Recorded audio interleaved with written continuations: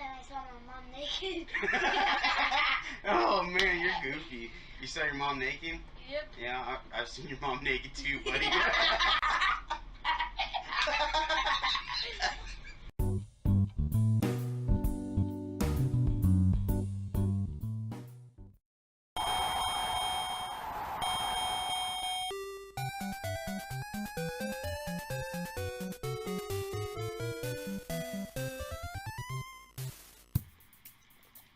What is going on, guys? It's P&D, the partially naked dinosaur, coming to you with a brand new episode of Versus. This is the granddaddy mecha battle of them all. It is Link in one corner versus Mario in the other corner. And before this even starts, I want to let you guys know I am biased to both parties. I love Legend of Zelda. I love Mario. I even have a Mario tattoo on my forearm. So the classic NES versions of these games are so near and dear to my heart that it pains me to make this video. But both games are up for Game of the Year now, Super Mario Odyssey and Breath of the Wild. And I feel that one game outshines the other game by a fuck ton. So we're going to go through it step by step. I'm even going to throw in a little bit of potato head logic for you guys just to get down to the nitty gritty. But this is just my opinion. None of this is fact. So don't bombard me in the comments. It's my opinion and this is what I think. So let's get right into it. BAM!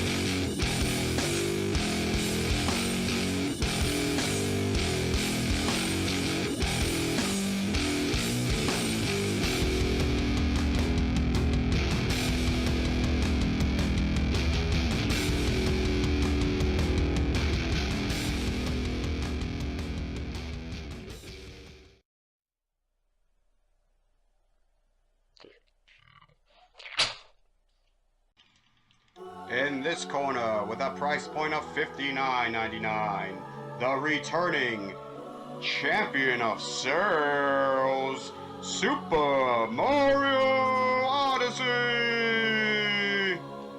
And in this corner, with a price point of $59.99, one of the first games for the Nintendo Switch, Legend of Zelda Breath of the Wild.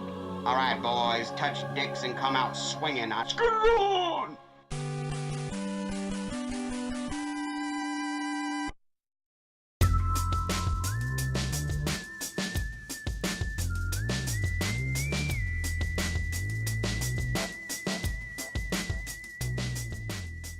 So the first thing we're going to look at here is content, and for me, Legend of Zelda Breath of the Wild has so much more content than Super Mario Odyssey that it's a no-brainer that this game has more to do, more story, more mythology inside the game than Super Mario Odyssey. Super Mario Odyssey plays out in about 5 hours. You can beat the game in 5 hours, where I found myself on Breath of the Wild playing this game for over 200 hours. Let's think about Breath of the Wild and the mythology behind it. All of the characters they involved, all of the divine beast, all of the shrines, the Sheikah Slate, the horse stables, the weapon selection, the food crafting, all of the runes. And then you have Super Mario Odyssey, and you have Cappy. And with Cappy you can turn into a handful of things, but not nearly as much content as Legend of Zelda. And if you think there is, you're absolutely fucking nuts, bro. Don't get me wrong, the things you can turn into are really fun, but there's just not enough. I found myself throwing my cap at shit that I wanted to become, only to find that it's non-existent and you can't turn into that. And then there's the moons, and the moons are so easy to find. And I understand that you can go back and find more moons, but I don't understand why Nintendo decided to make it so easy to go to another level. I just found myself very unenthused to go back and collect moons on a level that I already explored the shit out of. Sorry Super Mario Odyssey, but The Legend of Zelda Breath of the Wild has so much more shit to explore that this checkmark for content goes to BOTW. And now, some potato head logic.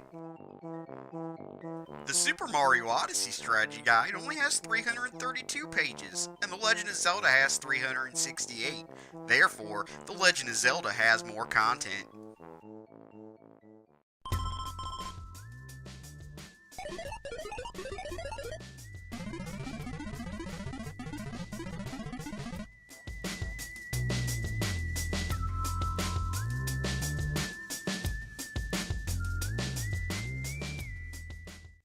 Okay, so let's talk about the graphics on these games. For me, Super Mario Odyssey looks like a Super Mario game. Legend of Zelda Breath of the Wild looks like a Zelda game. And they are about equal in graphics. But, for me, that feeling when you walk out of that deep sleep hyperbolic chamber that you were in Legend of Zelda, and you look out on the world that you're about to explore, and just the sight and the beauty of that, and the graphics of that alone, I did not get that feeling in Super Mario Odyssey. I just didn't. Let's be honest for a moment, guys. Super Mario Odyssey looks like it could be a game that was released 10 years ago on the GameCube. They did get clever adding the 8-bit scenes here and there, but at the end of the day, they're just not that fun or entertaining. As I said before, it is a Super Mario game and it looks like a Super Mario game. It just doesn't have a wow factor. Legend of Zelda Breath of the Wild has amazing load times, and the cutscenes look like something straight out of an anime feature film. The landscape in this game is fucking beautiful, baby. And anywhere you can see, you can go. The designs on different parts of the maps, the character design, the weapon design are all top notch. And throughout all of this, it is just one big advancement on the NES version from top to bottom. And for that, Legend of Zelda Breath of the Wild gets a check mark in graphics. And now, some potato head logic. Super Mario Odyssey's cartridge is only 5.7 gigs, and Legend of Zelda is 13.4 gigs. Therefore, Legend of Zelda Breath of the Wild has better graphics.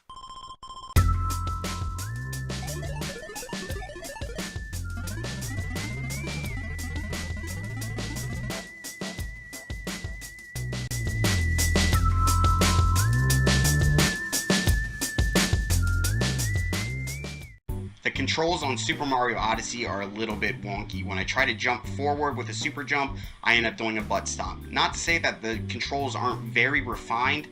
The controls on Legend of Zelda Breath of the Wild, at first with the whole your sword breaks, your shields break, and they're not durable and don't last you throughout the game, pissed me the fuck off. But the more I played it, the more I found myself in pinches trying weapons that I wouldn't normally try.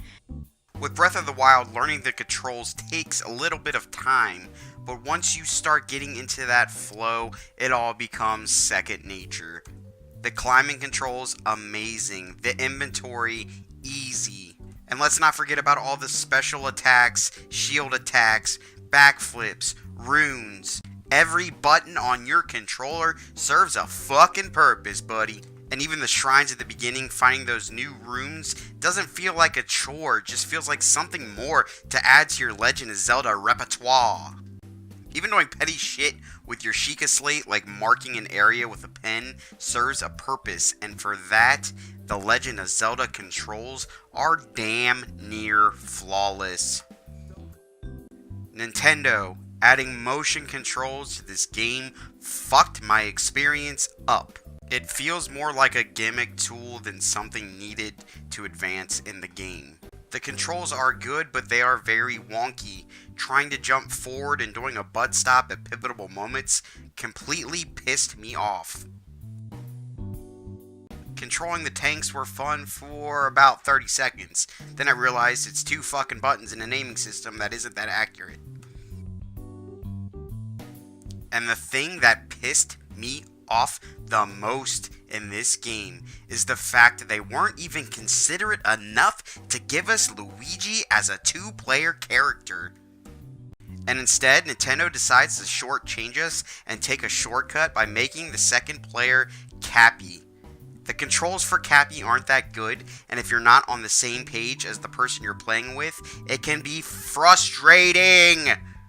Guys, I don't want to sit here and say Super Mario Odyssey is a bad game, because it's not, but it had so much more potential. Give me a hard challenge mode, make me collect more moons before moving on to the next stage, give me more than 5 hours of gameplay, and why the hell am I fighting Bowser in the middle of the game, and the exact same boss fight happens at the end of the game? At the end of the day, Breath of the Wild is such a better game. All 3 check marks go to Legend of Zelda, and Mario, this time, you can suck on my balls, bitch!